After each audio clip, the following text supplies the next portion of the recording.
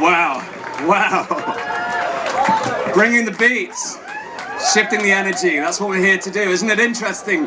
Think about all the organizations that are here. Isn't it important that we come and shift that vibration in this space? Do you agree?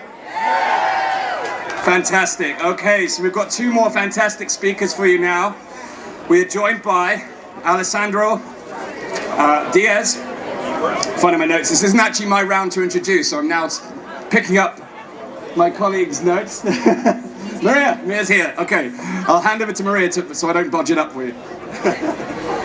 I had to hug Jessica Rose because that was the coolest thing I've ever heard. So wow. Okay, our next speakers. I'm glad I'm able to introduce my friend. She came all the way from California.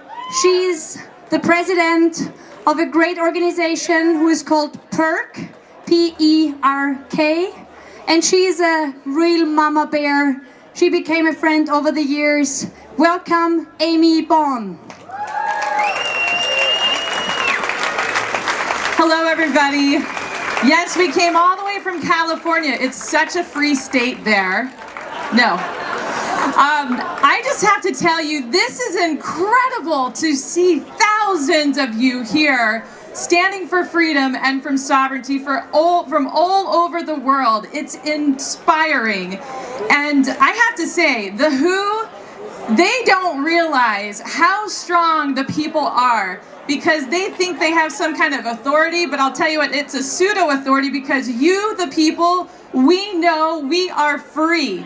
And we are not giving our freedom away to anyone.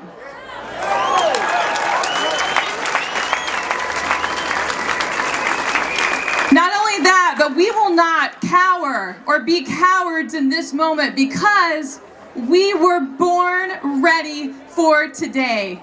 We're born ready to speak our truth. We're born ready to stare tyranny in the face and challenge it. We're born ready to be that light and to be that truth in this world, in this time of darkness. We're the ones born ready to be resilient.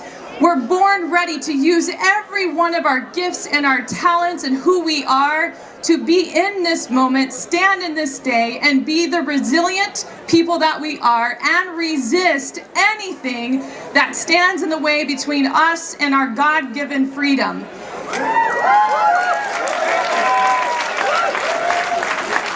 We are the change we seek.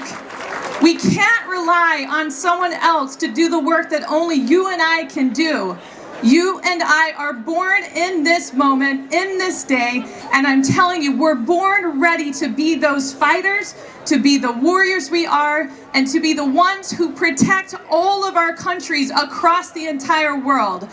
And the reason why we're going to protect our freedom and our sovereignty is because in our hearts, we know that love is what wins. Love for our country, love for our children, love for our families, love for our freedom. And there isn't anything that can stop that. And in fact, as we declare our independence today, it is a symbol of all of the freedom that's in our heart across the entire world. And the geography, it doesn't separate us. We are one people of every race, every religion, every nationality, and we're united in this particular moment because I'm going to tell you this, we're going to win and we're winning right now.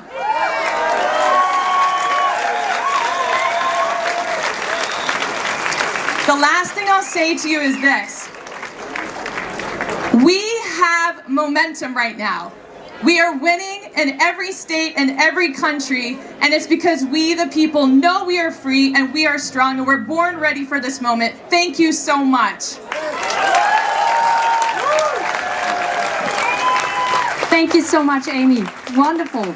So our next speaker is a colleague of mine. I'm also a medical doctor, and this is my colleague, Dr. Alejandro Diaz, coming from Mexico. So,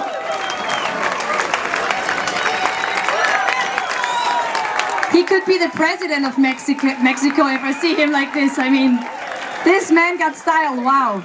So, he is a pediatrician. So, he takes care of children I love it so much when especially the pediatricians stand up, because I was missing them to stand up over the last years. Thank you so much for all your work. Thank you so much. Thank you. Hi, Geneva. Bonsoir. It's fantastic to be here. I'm very honored to be here in this historical moment.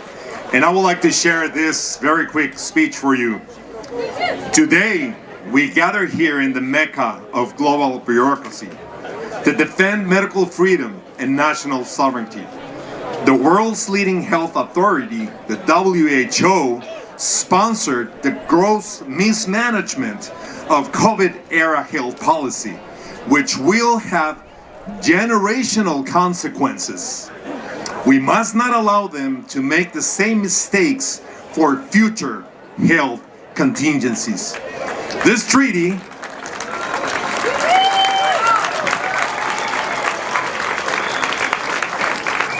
Merci bien.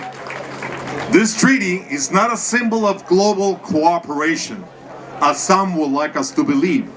It is a manifesto of global authoritarianism.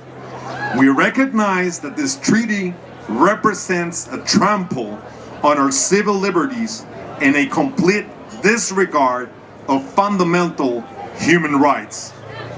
This international organization, which once was regarded as an authority on the issues, now serves only to impose regulations and violate the sovereignty of national governments.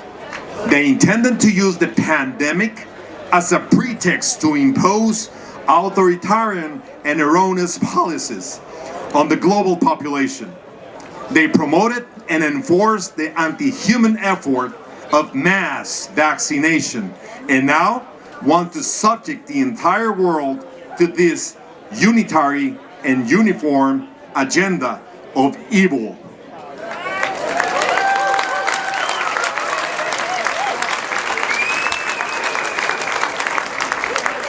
Gracias.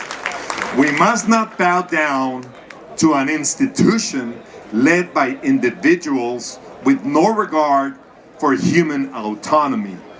Medical freedom is not only a concept. Medical freedom is a human right. International institutions must not infringe on these fundamental principles. We must transform health policies to embrace the vision of true health care, to replace the sick care system that is in place today. I implore governments and heads of states to heed to our calling, to listen to our voices, and recognize that sovereignty as nations, as individuals, and as patients is not negotiable. Thank you so much. Merci bien. Au revoir.